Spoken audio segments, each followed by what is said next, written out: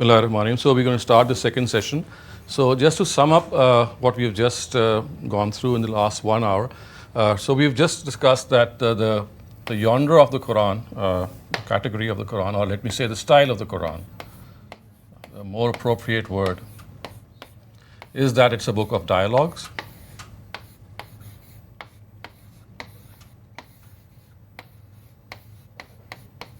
And the second thing that we discussed is that if we go through this, the Quran in the way that I've just explained, then a bulk of this dialogue is basically, it constitutes, I would say, in a way that while we're living in this post-prophetic era, the Quran belongs to the prophetic era. So this dialogue, of course, would be something which relates to the prophetic era. And while living in the post-prophetic era, there are certain areas in the Quran, specifically the punishment part in which the Almighty creates lesser days of judgment on the face of this earth, so that these lesser days of judgment can always remind people who are living in the post-prophetic era, like people like us, that the judgment which took place of these nations, it took place in this world. Our judgment has just been deferred to the day of judgment. So basically you can, in one word I can say that the topic of the Quran is this accountability. And this accountability, which is going to ultimately take place on the day of judgment, is substantiated for people like us living in the post-prophetic era by constantly, when you read the Quran, we find that this accountability took place in this world and people were punished. So therefore, we must not be unmindful that our accountability is also at hand. And it's not going to take place in most cases in this world, but yes, definitely in the hereafter. So this is our position here in the post-prophetic era. And the most important consequence of this is that when the Quran speaks of punishing disbelievers or killing them or not befriending them, it is specifically talking to the idolaters or the Jews and Christians of the era of the Prophet of God. And they must not be mistaken. They must not be extrapolated in any way that the Jews and Christians of this era are the same Jews and Christians or the idolaters of this era, because, as I said, fundamentally, in this era, the truth is delivered by God through His messengers, and once they intentionally deny the addressees, then they are punished. But in this era, neither are God's messengers sent, nor can we claim that as preachers of God, of the religion, we can communicate the truth to its ultimate form. So this is just the prerogative of messengers of God. They are God's representatives. They deliver the truth. We can never do that. So if we are mindful of this fact, then we will realize that accountability, it pervades the Quran. Accountability in one era took place in this world. In the other era, it's going to be deferred. So if this short summary of what I've just said is rather apparent. So I'll now try to divide the structure of the Quran, or explain to you the structure of the Quran, how this topic has been enshrined in the Quran. So remember, the basic topic of the Quran is this accountability. And of course, this accountability in the Quran, remember, you have to understand this, that the Quran is a book which belongs to the prophetic era. And we are living in the post-prophetic era. So when I talk about the fact that accountability is the topic of the Quran, so I'm talking about this accountability which took place in this world. Remember, I'm not talking about the accountability, directly of the accountability that's going to take place. Yes, that is going to take place. Yes, they were warned. But I'm going to explain that how this accountability of the prophetic era, which of course is the era in which the Quran was revealed, how it is described in the Quran. And I think when I'll try my best to explain the way it has been explained in the Quran itself, and it will become apparent to you how this accountability, the way it has been mentioned in the Quran, it was perfectly achieved in this world, and in such a grand manner that all that we can do is marvel at how the Almighty actually set up these lesser days of judgment. So remember, the last time that lesser day of judgment was set up was in the times of Prophet Muhammad.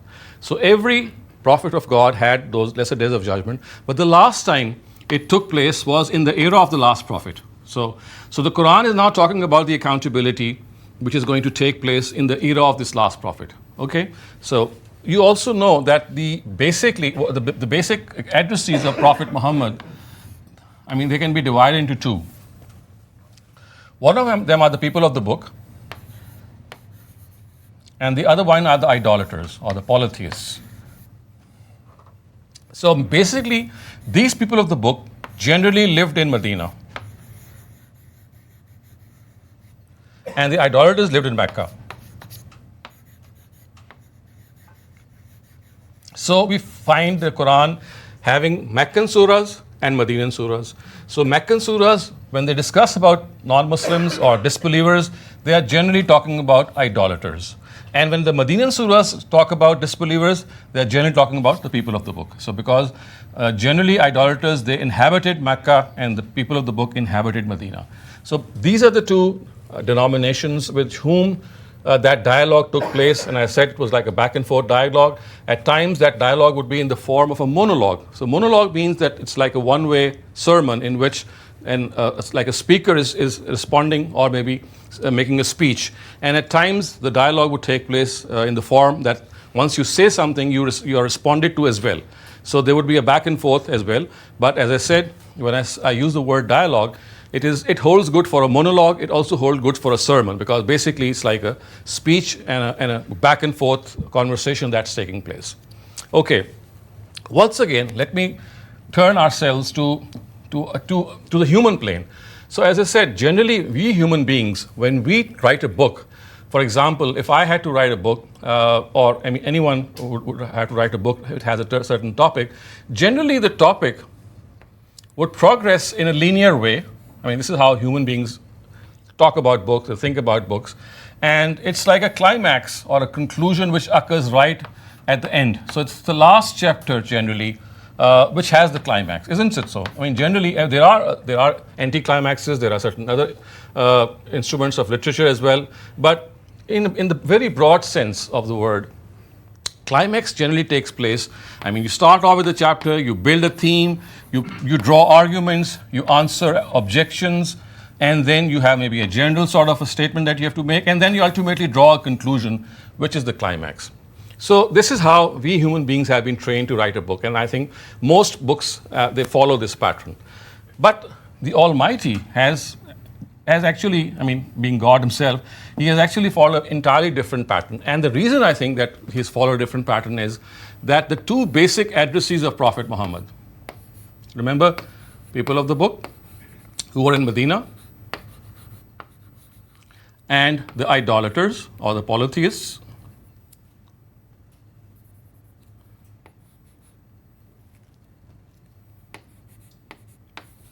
who were in Mecca. So the Prophet's ministry actually extended for about 23 years. So he was here for about 12 years in Mecca. He migrated to Medina, and then another 11 years. So something like that. This is how he progressed. So he first addressed the idolaters while living in Mecca. As tradition has it, he was 40 years old when he was called to this ministry, and he continued for a decade or so, and then he migrated to Medina. So in Mecca, it was basically his own nation, the Quraysh, or the idolaters, who were being addressed. And once he went to Medina, it was the people of the books, and they were mostly Jews actually, very few Christians there, who were being addressed there. And as I said, they were spoken of their own beliefs. For example, the people of the book of Arabia, especially the Jews, they would regard Uzair, Ezra, the son of God, like Christians would regard Jesus to be the son of God, etc. So they had their peculiar beliefs. So now the Quran has been arranged in a way. Just keep this in mind, this division, that the addressees of Prophet Muhammad are these two, and amongst these addressees, of course, when I'm talking about these addressees, I'm talking about the fact that these are the addressees who had actually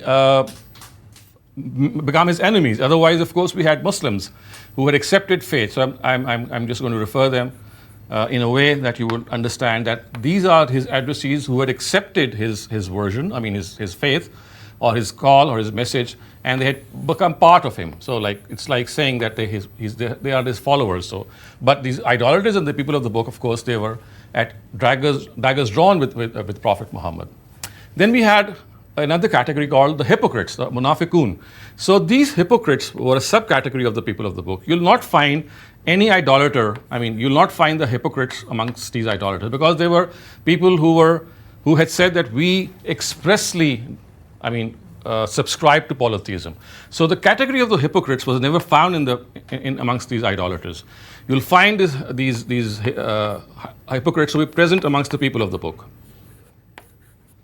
So they were not here, and they were present here. Pardon me. It's like a.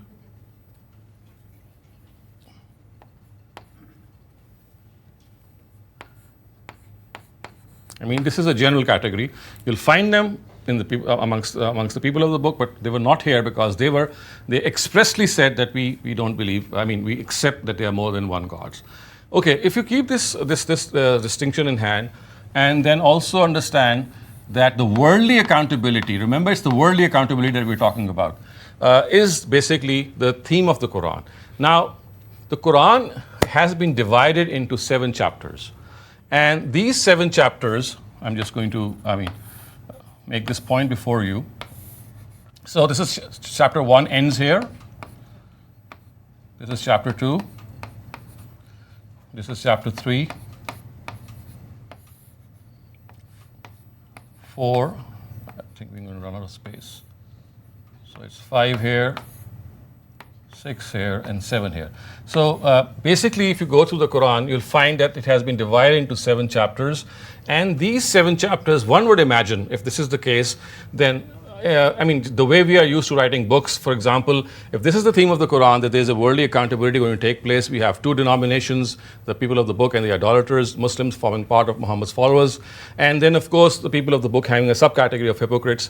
So generally, the way things would progress in a human plane would be that yes, they are addressed simultaneously in various ways, and ultimately the accountability that's going to take place, which remember is the theme of the Quran, that how this final verdict of the Quran or God Himself was delivered, it would be something would be situated here, because once the build-up is there, for example, the people of the book would be addressed, their arguments would be allayed, they would be answered, objections would be answered. Similarly, the same case would go on with the idolaters.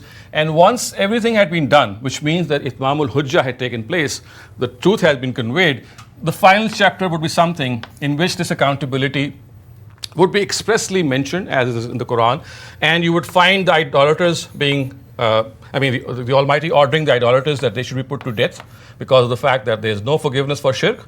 And the people of the book, for example, they would be allowed to live on their own religion once they profess the fact that yes, they would be living under the subservience of Islamic State. So this is how I would imagine, if this is the data that I've been given, that on a human plane, this is generally what we would do. But the Almighty has actually, He has adopted an entirely different way to express this whole theme. And just to let you know how He has actually done this in the Quran. So I'm just going to draw a skewed line, which means it's bent towards one side more.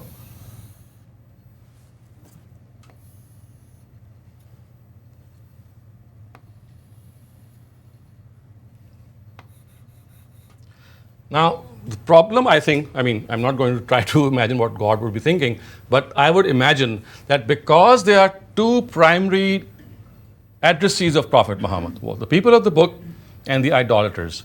So the scheme which the Almighty adopted, was that He addressed the people of the book first in the Quran. And so here is the chapter number 1. This is the climax, which is chapter number 2.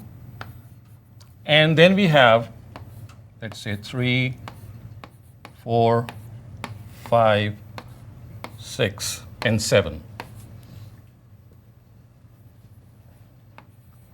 So what has happened is that the Almighty, because of the fact that there are 2 different addressees, the pattern He has adopted is that the bulk of the Quran, which was revealed in Mecca, remember, the bulk of the Quran, in fact, 2/3 of the Quran is supposed to have been revealed in Mecca. So,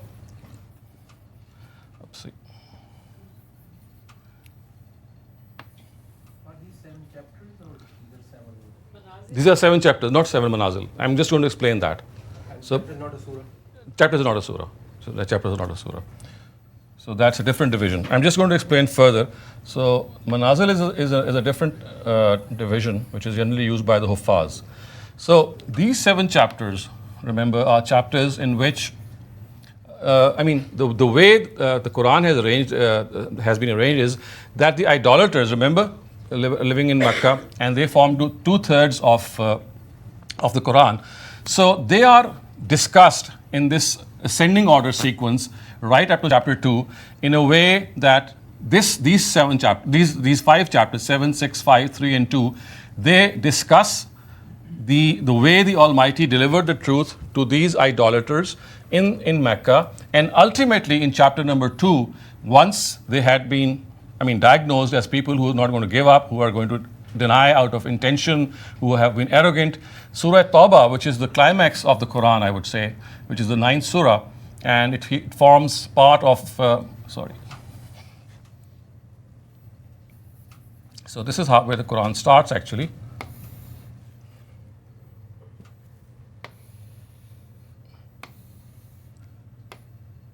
And this is chapter 1. So what happens is that from 7th to chapter number 2, and I'm just going to hypothetically, so that you're able to understand what exactly are the divisions of these chapters right here.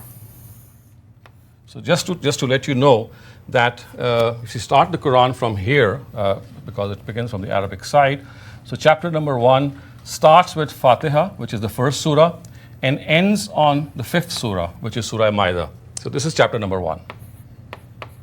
So this is just a further explanation. I'm just going to finish this diagram later on, but just to give you an idea that what exactly is meant by a chapter.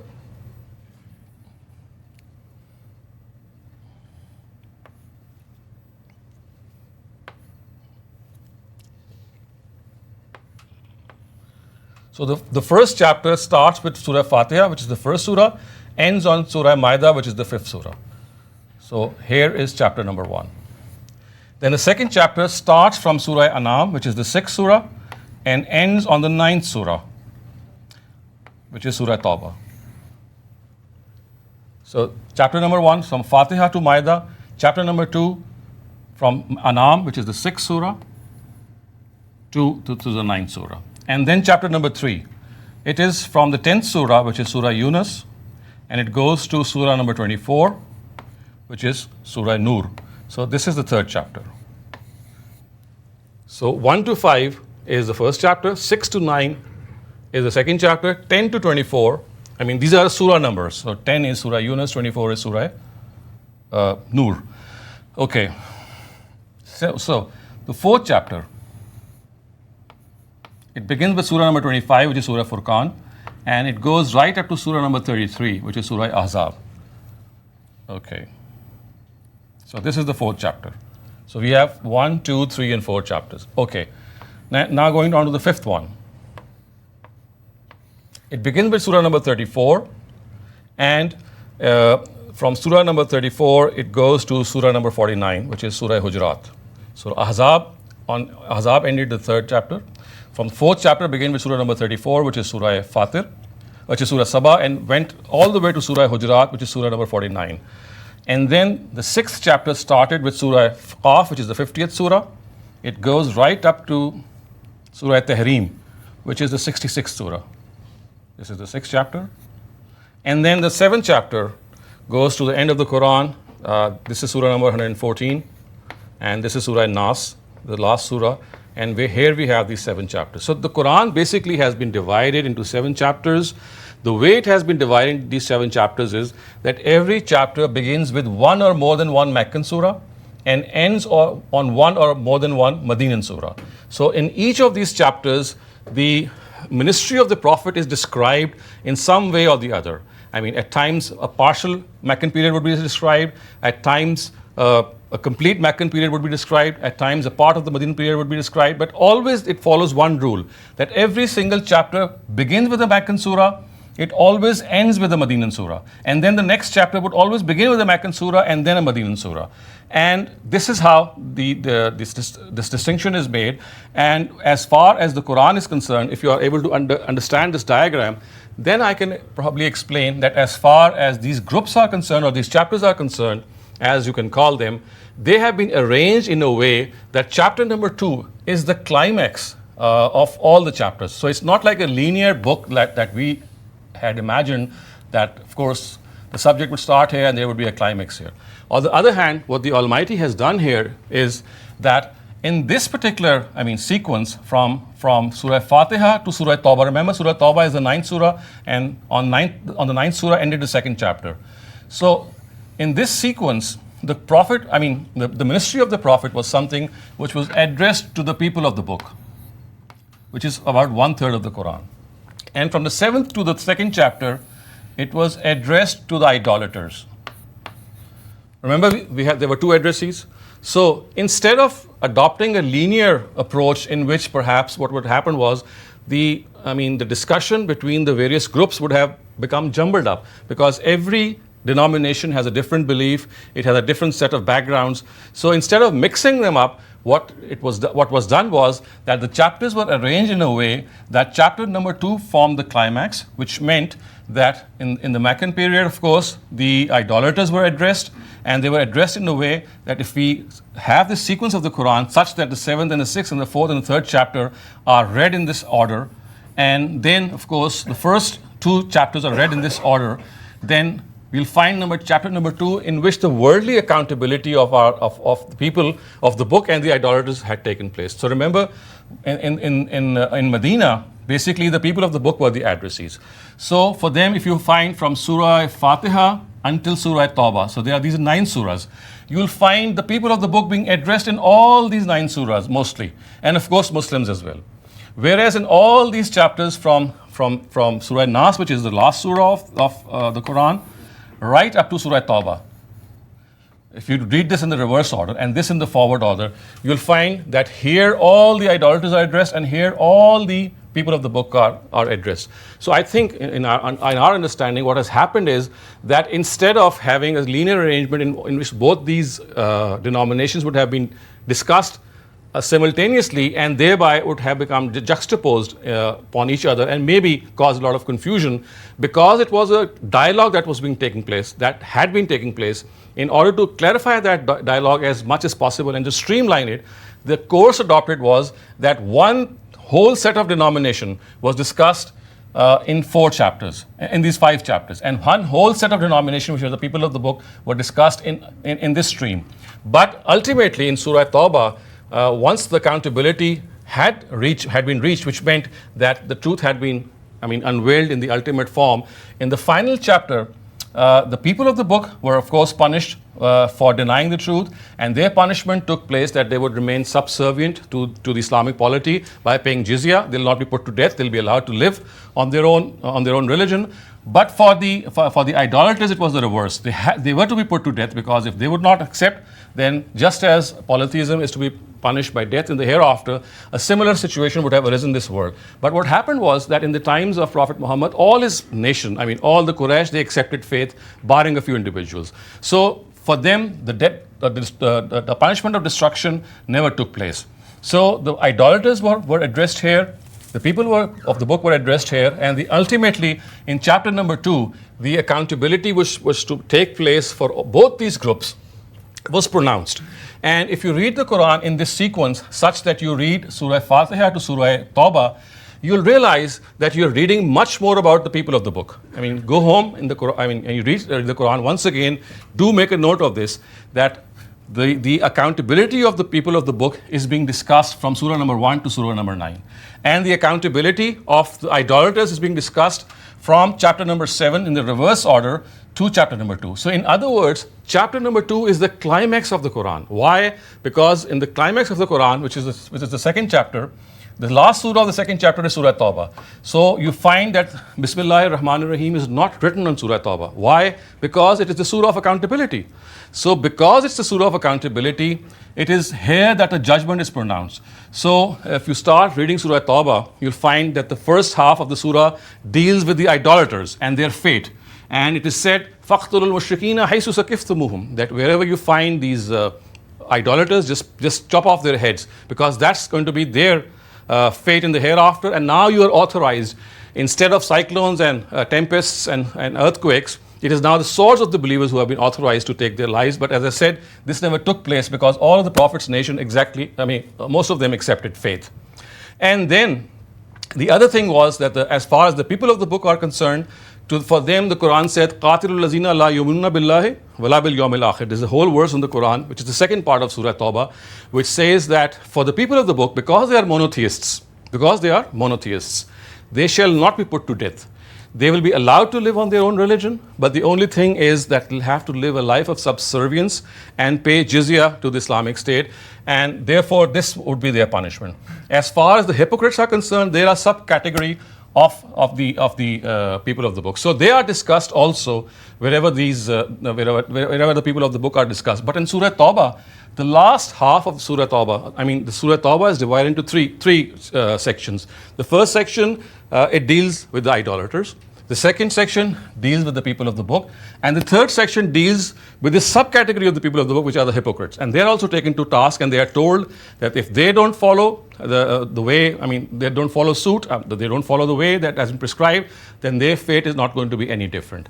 So in this way, the worldly accountability of the nations of the world, of course, to whom prophets of God were sent, was described in the Quran. And the last time that this accountability took place, in the time of Prophet Muhammad, was enshrined in the Quran, so that people like us who are living in the post-prophetic era have a very, very clear idea that this is how the Quran has been arranged.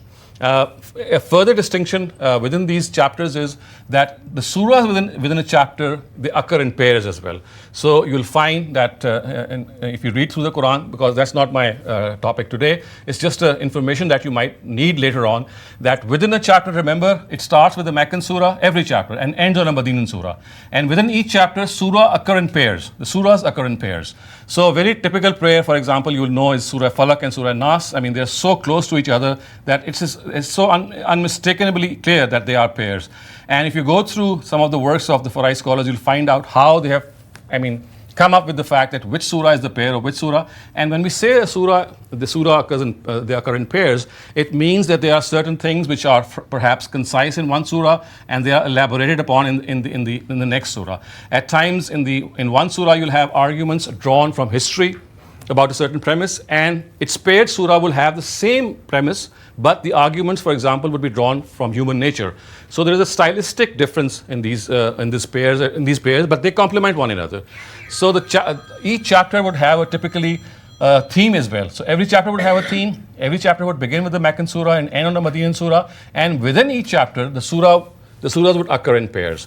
And if you read through the Quran, you'll find Surah Tawbah, as I said, it's the climax of the Quran. And it's such an irony of fate that a lot of our people who teach the Quran to people, to our militant groups, they actually teach Surah Tawbah and tell them that look how the Quran deals with disbelievers, and this is how they should train themselves, without realizing that, of course, as I said earlier on, that this chapter has given you information about what happened in the times of Prophet Muhammad. He was authorized only to deal in a way that the Quran describes, that he was authorized to chop off the heads of the disbelievers, he was authorized to wage war as a means of punishment. But if you don't realize this, you'll start reading the Quran in a way that every single verse, which has a specific import, it has a specific context, it has a specific addressee, you'll end up extending that to your own selves, as I just mentioned earlier on, that people like Osama bin Laden and Mullah Omar, when they thought that they are being told to kill the disbelievers, they thought, okay, why not go ahead with that? Without realizing, as I said, that this was something which was mentioned in the Quran as the accountability of the nation of Prophet Muhammad. And for us, it was a reminder and, of course, not something to be followed. So this is a very, I mean, as I said, it was rather an oversimplification, but I've tried my best to explain to you that this is how we read the Quran, that when you pick up the Quran and you try to make a sequential sense into it, then if you read the Quran in a way that the first 9 chapters will be dealing with the people of the book, the rest of the Quran would be dealing with the idolaters, and the final climax of the Quran occurs in the 9th chapter, 9th surah, which is the final surah of the 2nd chapter, in which that accountability, remember, this was the theme of the Quran. This was the basic topic of the Quran. This accountability is physically shown. So Surah Tawbah says that you have to kill these mushrikun, you have to kill you have to fight with these disbelievers, and you have to take to task these hypocrites. So that accountability is found in Surah number 9, and precisely for this reason, because accountability is going to take place, Bismillahir Rahmanir Rahim is not written, and this is the only surah in which Bismillahir Rahmanir Rahim is not written. So with this, I come to an end to my presentation, and just to give you a small short summary of what we have just discussed, that as far as the Quran is concerned, if we don't understand the Quran in the form of a dialogue or a monologue or a conversation, one of the greatest things that we come across is that disjointedness in the Quran. The fact that we are not able to make sense of a lot of topics that come up simultaneously.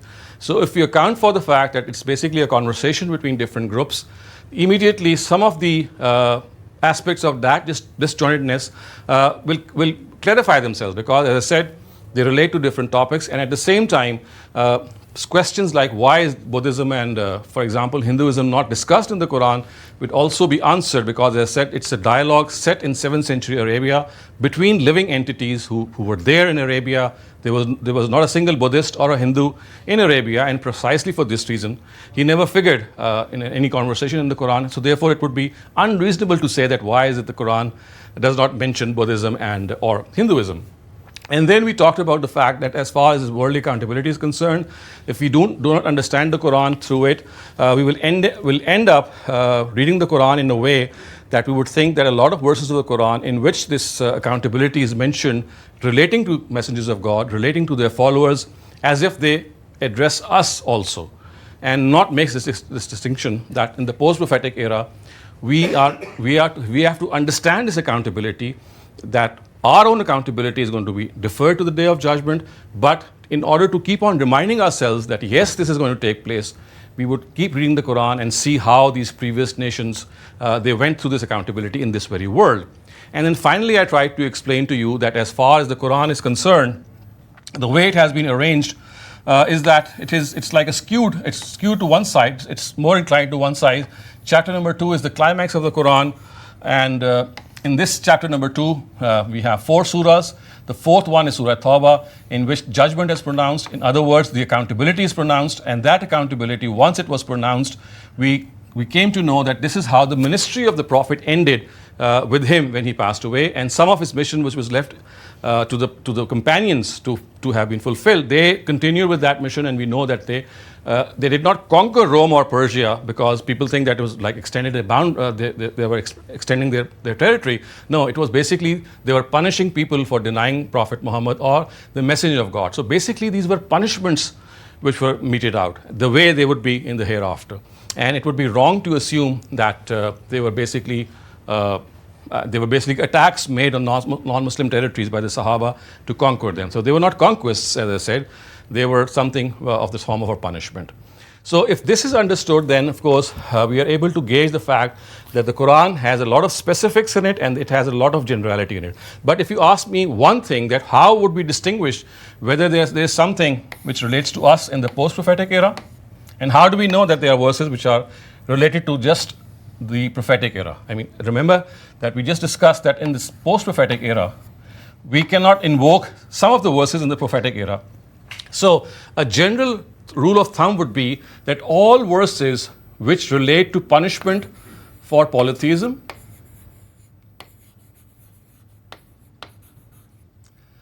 which is of course in Arabic we call it shirk, disbelief, which is called kufr, and the third thing would be apostasy. in which actually you are accepting faith and then leaving it. Apostasy, which is called irtidad.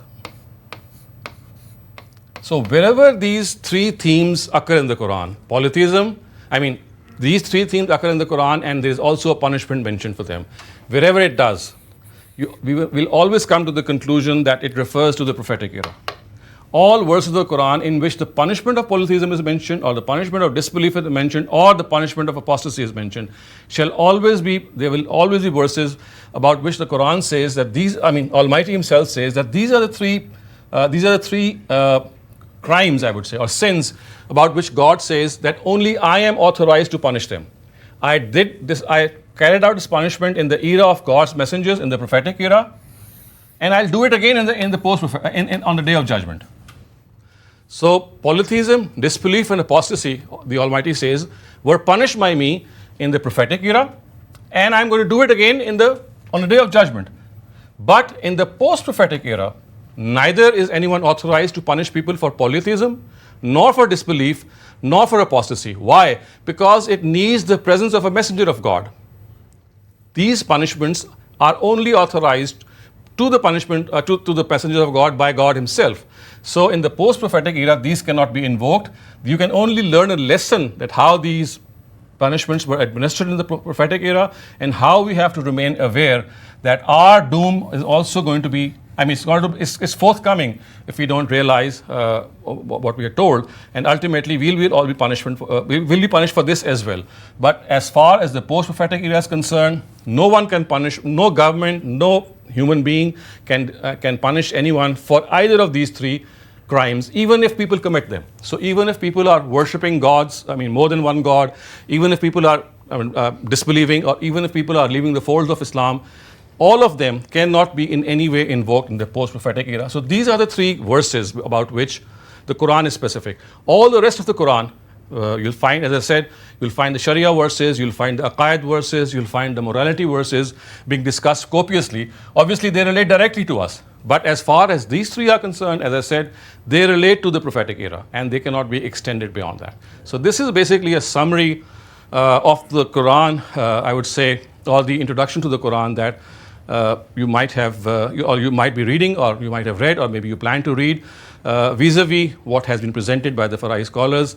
I know this must have raised a lot of questions in your mind, or maybe even objections, so I am here to answer them.